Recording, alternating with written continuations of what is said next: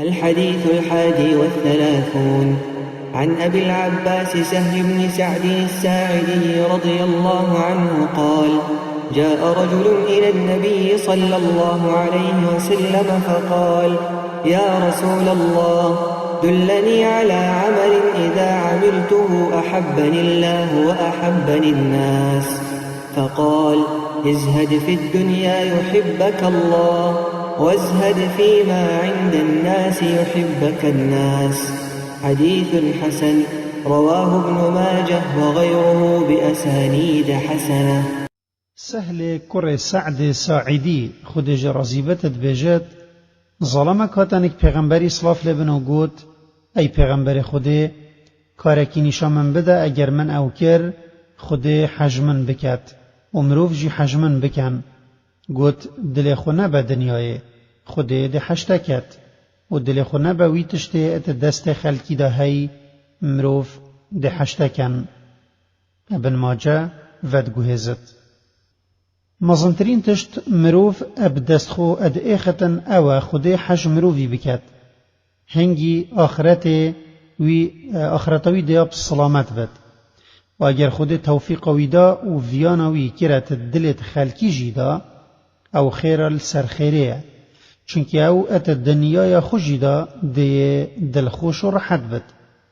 و جا او تشت چیه یوان هر دو باشیاب دست مروفی وت اینت.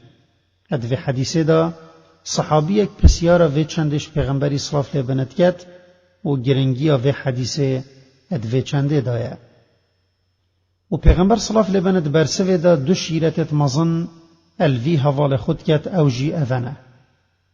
ایک زهدت دنیای دا اوت بتا اگر هنده کو خود حجمرو وی بکت. دو زهدت وی تشتی دا یتناف دستت خلکی دا هی اوت بتا اگر هنده کو خلق حجمرو وی بکن. و جا زهد چیه؟ و چوا او وی خیر مزن به دست خودانی وت اینت. دم امد بجین فلان کس اد فلان تشتی دا یزاهده، یعنی او دل خنابت وی تشتی، چونکه او تشتل نکوی بی بهایه و تشتکل نک مروفی بی بها نابت حتی مروف تشتکی دی یشوی بهاتر نبیند. معنا دم کسکت دنیای دا یزاهد بد دل خنابت دنیای، چونکه دنیا تچاوتوی دا یا کمه و کنگی دنیا اد تچاوتوی دا دیا کم بد اگر بریوی مال تشتکی مزنتر و چترش دنیای و آخرته. و اوی آخرت وی اج دنیای مجیل بکت او کسک خود حجت کت.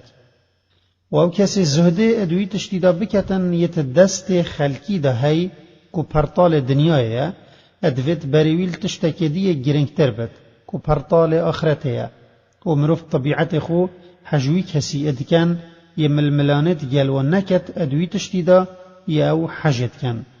زنای مزن شیخ الاسلام ابن تیمیه زهده به ویرانگیت دتن یاسین ادبیجت: زهد او مروفی تشتی بهلت یل آخرت چمفایی نگهین تمروفی و ورع او مروفی تشتی بهلتن یمروف ترستن کل آخرت زیان بگهین تمروفی. مفاید حدیثه ایک اف حدیثه ویرکی بوما اشکرات کتن یا اگر عمل بچین خود حجمه بکت و خلق جی حجمه بکن. دو مروف دل خو نبت دنیای خود حجت کت و ی دل خو نبت وی تشتل نک خلکی هی خلق حجت کن و او هر دو تشتن یت خیر دنیای و آخرت یت گهین مروفی.